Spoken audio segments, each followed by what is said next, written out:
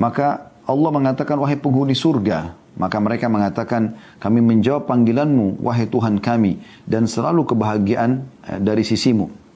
Kemudian, wal khairu fi yadaik. Dan semua kebaikan ada di kedua tanganmu atau di tanganmu. Fayaqulu har raditum. Maka Allah mengatakan, apakah kalian sudah ridho? Fayaqulun, wa ma lana narda ya Rabbana. Lalu kenapa wahai Tuhan? Maka mereka menjawab, lalu kenapa kami enggak ridho wahai Tuhan kami?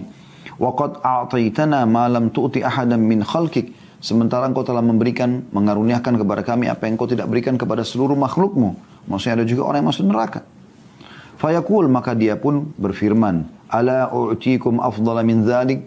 Mau enggak saya berikan kepada kalian yang lebih baik daripada apa yang sudah kalian nikmati ini? Fayaqulun, maka mereka berkata, wa ayyu syai'in afdalu min dzalik? Apa kira-kira lebih baik daripada itu semua? Surga, taman-taman, pelayan-pelayan, istana dari emas dan perak, sungai yang mengalir, tumbuh-tumbuhan yang tidak pernah diurus lagi, sudah tidak perlu repot-repot menanamnya, memberikan bibit, buahnya yang setiap dipetik selalu keluar. Nikmat apa lagi yang mengalahkan semua ini? Ya. Maka fayaqul, maka Allah pun berfirman, uhilla alaikum ridwani fala askhatu alaikum ba'dahu abada. Hari ini aku akan menghalalkan atas kalian semua keridoanku dan aku tidak akan murka kepadamu setelah ini selama-lamanya.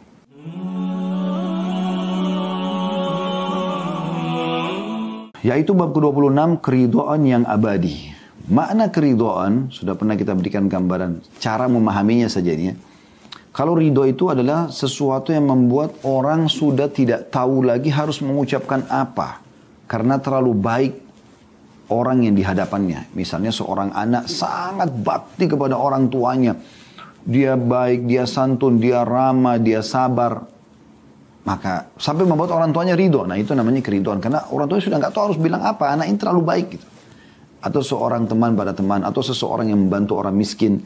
Orang susah dia minta-minta dia bantu. Dan dia bantu bukan cuma sekedar misalnya minta 10 juta dikasih 10 juta, tidak. Dia datang ke rumahnya, dia perbaikin rumahnya, dia sekolahkan anak-anaknya, dia penuhi kebutuhannya, diberikan pekerjaan, diberikan modal. Sampai orang itu sudah nggak tahu bilang apa. Nah itu namanya keridhaan. Ridho dia. Ya, kalau Allah subhanahu wa ta'ala kita buat ridho, artinya kita coba melakukan ketaatan semaksimal mungkin dan selalu manja dan meringak kepada Allah. Allah ridho. Kalau Allah ridho, Allah akan penuhi semua kebutuhan kita. Begitulah cara memahaminya.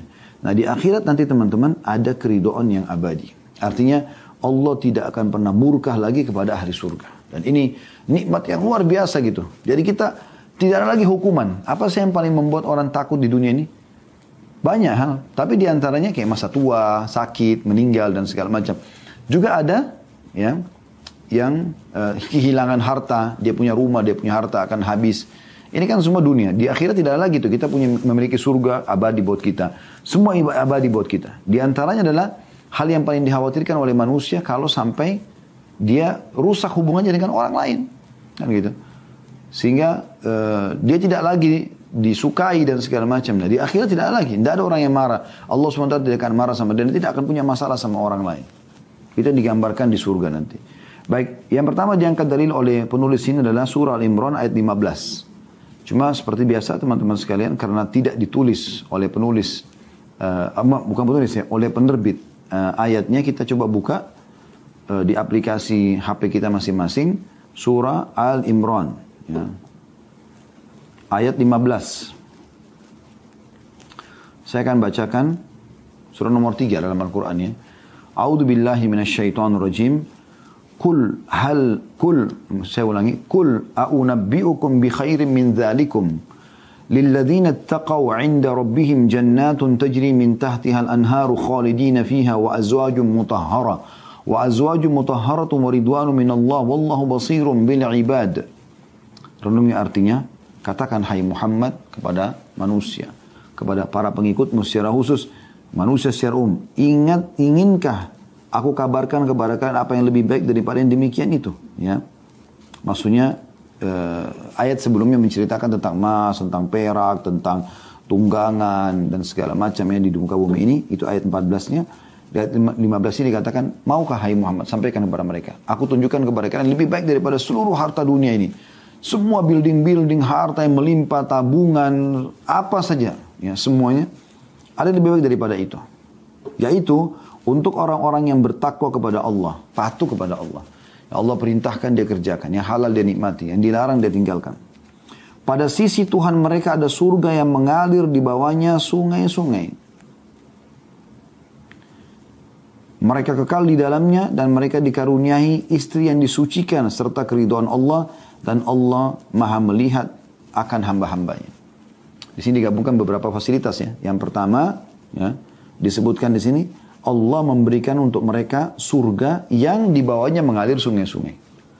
Ini sudah pernah kita kasih gambaran. Kalau ada orang punya hotel, kemudian view-nya atau pemandangannya ke sungai atau ke laut, biasanya kamar-kamar hotel itu lebih mahal kan? Kenapa? Karena ada pemandangan itu. Ya, pemandangan ini cukup mahal. Di surga nanti Anda punya sungai sendiri, bukan orang lain. Anda sendiri yang nikmatin. Di istana Anda bisa saksikan. Itu Allah kasih gambaran. Kemudian dikatakan mereka kekal di dalamnya. Nggak akan pernah berubah kepemilikan. Milik Anda selamanya. Bayangkan. Ini kan termasuk yang dikhawatirkan di dunia ya. Kalau pindah kepemilikan harta kita kepada orang lain. Ya, kecuali kepada ahli waris itu beda. Maka ini ada kekhawatiran. Tapi di akhirat tidak ada lagi itu. Yang ketiga, mereka dikaruniai istri yang disucikan. Maknanya, ya, mereka Allah subhanahu wa ta'ala ubah menjadi wanita suci. Kalau wanita dunia, mereka kembali lagi ciptaan fisik yang baru, mereka kembali perawan. Lalu kemudian mereka bersama suaminya. Begitu juga dengan bidadari yang memang suci juga. Dan yang terakhir, yang keempat, ini saksi bahasan kita, dan keridhaan abadi dari Allah. Jadi Allah tidak akan pernah murka kepada hamba-hambanya yang sudah masuk ke dalam surga. Ya. Dan ini perlu dipertemukan teman-teman. Pernah kita bahas masalah neraka pada pertemuan-pertemuan yang sebelumnya. Di akhir bab ini, ya, di akhir bab buku ini, tentang neraka kita bahas 30 pasal lebih.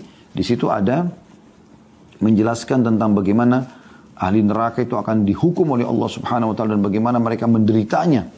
Bagaimana Allah murka sama mereka. Mereka memanggil malaikat Malik penjaga neraka itu selama ya, sekian puluh tahun gak dijawab. Pada saat dijawab pun malaikat Malik tidak mau menghiraukan mereka, lalu mereka memanggil Tuhan mereka, minta supaya Allah meringankan mereka. Maka Allah mengatakan, ikhsa'u fiha wa la tukallimun. Ya, tinggallah kalian ke dalam neraka itu dan jangan pernah kalian berbicara denganku. Pada saat itu kata Nabi SAW, saking menyesalnya mereka, sampai keluar dari tempat air mata mereka darah. Karena sudah tidak lagi peluang. Tuhannya pun yang maha pemurah, itu justru murka sama dia. Allah punya sifat Ar-Rahmanur Rahim. Anda kalau sholat di Al-Fatihah, Anda selalu baca ayat ketiganya. Bismillahirrahmanirrahim. Dengan menyebut nama Allah yang maha pengasih lagi maha penyayang. Alhamdulillahirabbil alamin. Segala puji bagi Allah Tuhan alam semesta. Lalu sifatnya Ar-Rahmanir Rahim. Yang maha pengasih lagi maha penyayang. Suka mengasihi, suka memberi, suka melindungi. Ya, Allah SWT. Tapi ahli neraka tidak. Karena mereka meninggal dalam keadaan membangkang. Sebaliknya ahli surga di sini justru diberikan keridhaan abadi. Allah tidak akan pernah murka lagi kepada mereka. Kemudian kita lihat juga teman-teman sekalian surah Al-Bayyinah. Ini juga sama di dalam buku kita ini penerbit, semoga Allah berikan hidayah, tidak tidak menulis ayatnya, cuma langsung terjemahan. Surah Bayyinah ini surah nomor 98 ya. Surah nomor 98 di ayat 7 sampai 8. Nah, semoga Anda sudah buka. A'udzu billahi minasyaitonir rajim. Innal ladzina amanu wa 'amilus solihati ulaika hum khairul bariyah. Sesungguhnya orang-orang yang beriman tentang keberadaan Allah di langit sana dan semua yang Allah suruh kita beriman kepadanya tentang rasul-rasul yang diutus, kitab-kitab yang diturunkan, ya, termasuk kitab Taurat yang diturunkan kepada Musa alaihissalam, Zabur kepada Nabi Daud, Injil kepada Nabi Isa dan Quran kepada Nabi Muhammad alaihi wassalatu wassalam, mengimani semua rasul-rasul tersebut, ya, dan mengerjakan amal saleh, mengerjakan apa yang Allah suruh dari kebaikan-kebaikan. Karena semua yang Allah perintahkan pasti baik.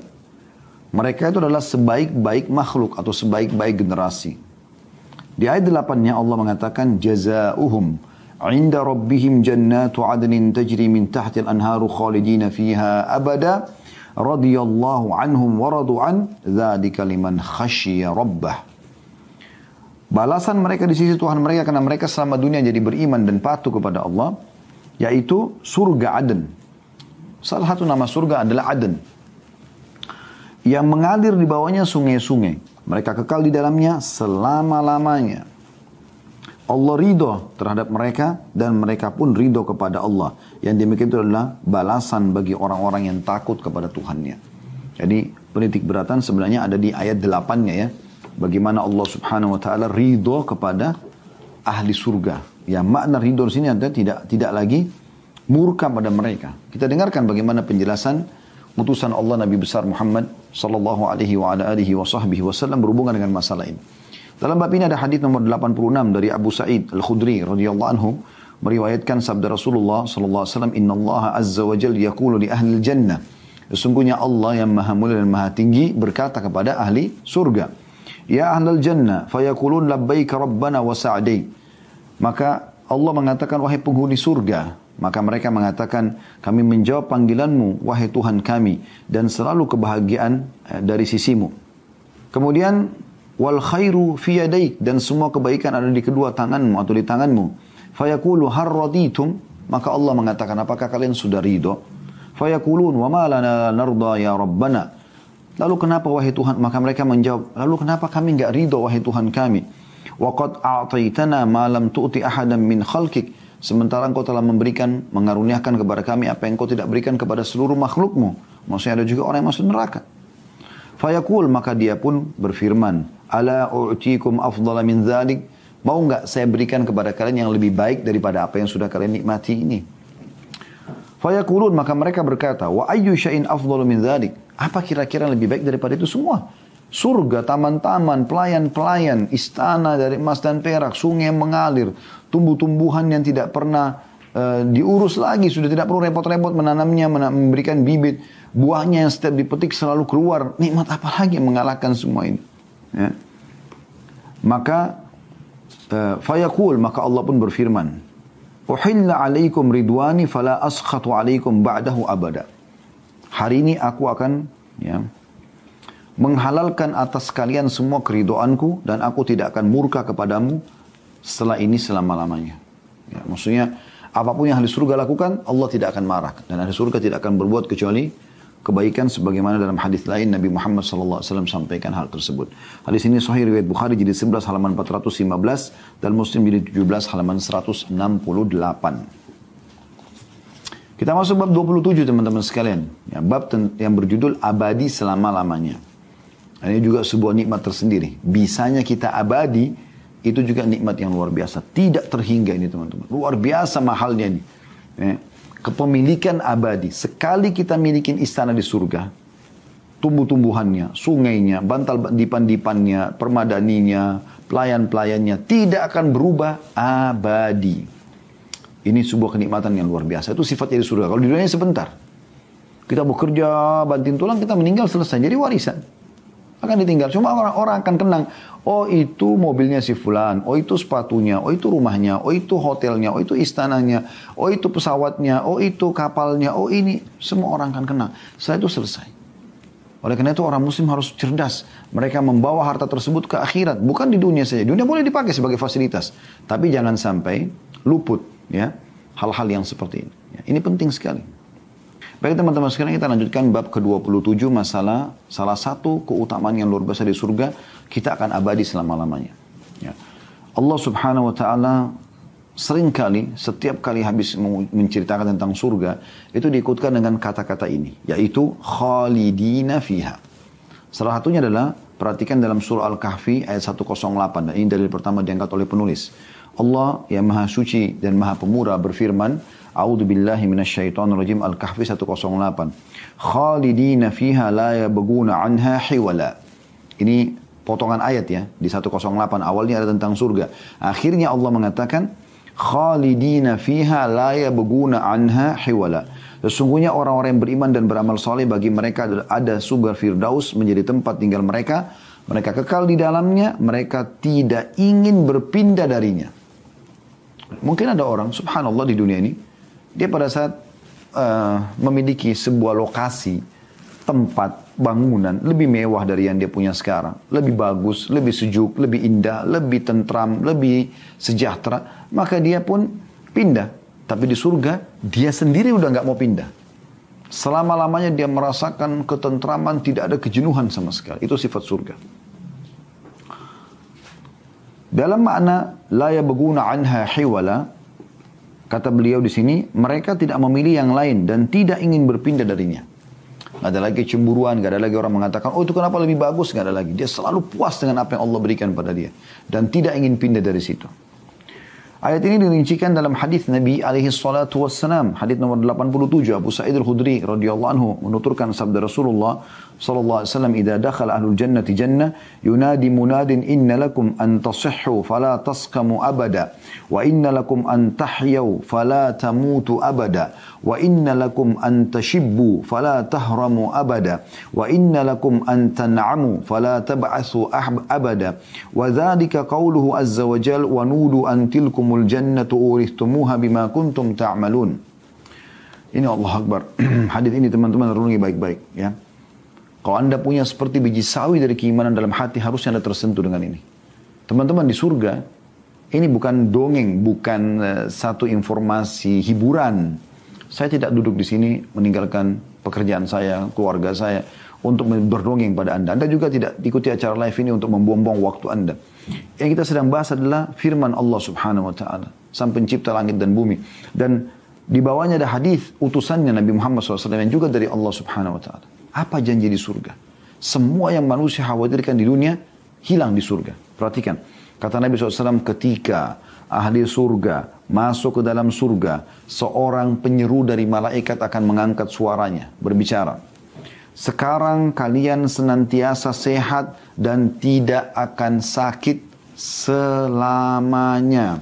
Di surga nggak ada lagi sakit, teman-teman. Nggak ada flu, nggak ada demam, nggak ada lagi segala macam jenis penyakit, dari yang ringan sampai yang berat. Nggak ada lagi, itu cuma di dunia. Yang manusia khawatir kan sakit. Sehat tiba-tiba sesak nafas, tiba-tiba jatuh, tiba-tiba pusing, tiba-tiba demam. Tapi nggak ada lagi di surga. Selamanya. Nggak ada penyakit lagi. Ini luar biasa nih ya. Renungi baik-baik.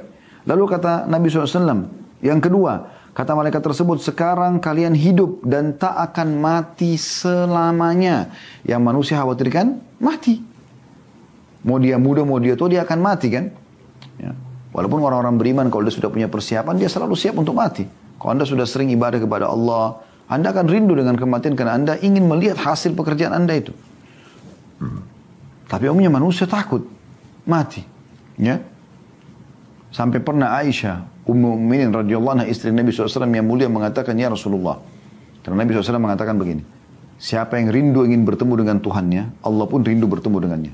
Siapa yang benci bertemu dengan Allah, Allah benci bertemu dengannya. Maka langsung beliau mengatakan, Aisyah radhiyallahu anha, istri Nabi SAW, ya Rasulullah, apakah kalau kami takut mati berarti kami benci bertemu dengan Tuhan kami? Berarti ada terlintas di pikiran beliau, istri Nabi SAW ini, istri yang mulia, istrinya seorang utusan Allah, mengatakan, apakah kalau kami takut mati berarti kami ini tidak rindu bertemu dengan Allah? Kata Nabi SAW, bukan begitu. Kalau orang mukmin akan meninggal dunia, akan datang sosok-sosok malaikat yang memperlihatkan kepada dia amal solehnya. Ini loh yang kau lakukan, bakti dengan orang tua, sholat, puasa, sedekah, haji, umrah, segala macam. Dan dengan ini kau akan masuk surga. Maka dia melihat surganya, dia rindu, dia ingin mati segera. Karena dia ingin raih semua itu. Dia sudah tidak ingin lagi dunia, karena dia lihat balasannya luar biasa gitu. Maka Allah pun rindu bertemu dengannya. Dan sebaiknya orang kafir, kalau dia meninggal, maka akan dilihatkan segala macam kesalahan-kesalahan. Dia akan membuat dia masuk ke dalam neraka. Ini loh neraka ini. Karena kalaupun dia berbuat baik, tidak diterima sama Allah. Karena syaratnya harus beriman gitu kan. Maka dia pun dikatakan oleh malaikat, kau akan masuk ke neraka. Dia pun benci bertemu dengan Allah. Tidak ingin mati, maka Allah pun benci bertemu dengannya. Tapi orang kalau sudah meninggal nanti teman-teman, yang masuk surga bahagianya luar biasa. Karena tidak akan pernah mati. Tidak akan pernah sakit, tadi sudah kita jelaskan. Ya. Kemudian juga di neraka, orang kalau masuk neraka tidak akan mati.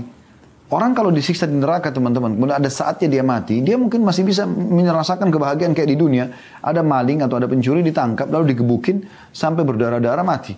Orang tidak akan pukul lagi, karena orang pikir sudah mati, dia nggak rasa kesakitan. Tapi di neraka tidak ada kematian. Sampai terbakar, tercincang, segala macam, dia tidak mati. Itu menyedihkan bagi mereka, kan itu abadi. Gitu kan? Itu bahaya sekali. Ciri yang ketiga, sekarang kalian muda dan tidak akan tua selamanya.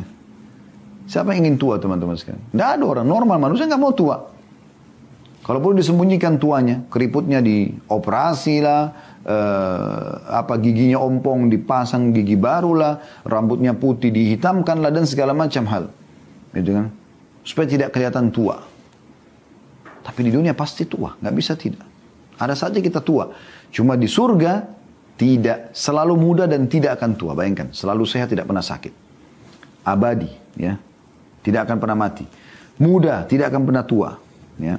Kemudian yang keempat, dan kalian sekarang bersenang-senang, tidak akan pernah putus asa selamanya. Nggak akan pernah sedih selamanya. Coba. Selamanya. Bagaimanapun keadaan kita, sepanjang hari, sepanjang abadi selamanya, nggak ada lagi kesakitan, nggak ada gangguan, nggak ada kesedihan, semuanya ketentraman. Ini sifatnya surga, teman-teman. Layak untuk dikejar. Makanya kata Nabi SAW, ala inna sil'atallahi ghal, ala inna sil'atallahi jannah. Ketahuilah ketahuilah barang dagangan Allah, balasan Allah itu mahal. Barang balasan Allah itu dagangan Allah itu adalah surga. Itulah firman Allah Subhanahu wa taala, kata Nabi SAW, yang artinya, dan diserukan kepada mereka, itulah surga yang telah diwariskan kepadamu disebabkan dahulu apa yang kamu kerjakan. Ya. Hadis yang kedua dalam bab kita ini, dan ini hadis terakhir. Kalau melihat waktu sepertinya saya tutup sampai sini ya. Kita belum bisa menyelesaikan buku ini. Kita akan menyelesaikan 3 bab. Nanti insya Allah di Senin akan datang. Hadis nomor 88. Ya. Masih dari Abu Sa'id al-Khudri radhiyallahu anhu. Bahwasanya Rasulullah SAW bersabda, yu'ta bil mauti kahayati kabshin amlah. Fayunadi munadin ya ahlal jannah. Fayashra'ibuna wa yandurun. Fayakulu hal ta'rifuna hadha. Fayakuluna na'am hadal maut. وكلهم قد رآه ثم ينادي مناد يا أهل النار فيشرئبون وينظرون فيقول هل تعرفون هذا فيقولون نعم هذا الموت وكلهم قد رآه فيذبح بين الجنة والنار ثم يقول يا أهل الجنة خلود بلا موت ويا أهل النار خلود بلا موت ثم قرأ وأنذرهم يوم الحسرة إذ قضي الأمر وهم في غفلة وهم لا يؤمنون. Artinya pada hari kiamat nanti kelak kematian akan didatangkan dalam rupa domba belang. Mati akan didatangkan tapi dalam bentuk domba belang. Bagaimana? Allahu a'lam. Allah lebih tahu. Tapi kita sebagai orang beriman yakin dengan ini. Lalu sang penyeru dari malaikat mengatakan, wahai ahli surga. Maka mereka melihat dalam keadaan takut. Karena mereka sudah masuk ke dalam surga. Kok masih dipanggil lagi oleh para malaikat gitu. Maka malaikat itu bertanya, apakah kalian mengenal ini? Diperlihatkan domba belang tadi. Mereka menjawab, ya, ia adalah kematian. Karena mereka semua sudah pernah melihatnya. Kemudian diserukan, wahai ahli neraka. Mereka pun melihat dengan ketakutan. Ia mengatakan, apakah kalian mengenal ini? Ahli neraka juga dipanggil. Maka mereka semua melihat. Lalu ditanya, apakah kalian mengenal ini? Mereka mengatakan, iya, ini adalah kematian. Dan mereka semua sudah melihatnya. Lalu kematian disembelih, ya, dipotong di antara surga dan neraka. Kemudian ia mengatakan, wahai ahli surga. Malaikat itu mengatakan, kalian akan abadi dan tidak akan mati selamanya. Wahai ahli neraka, kalian akan abadi dan tidak akan mati selamanya.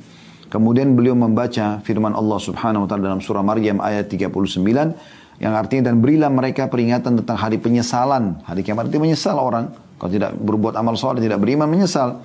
Yaitu ketika segala perkara telah diputuskan dan mereka dalam kelalaian dan mereka tidak pula beriman.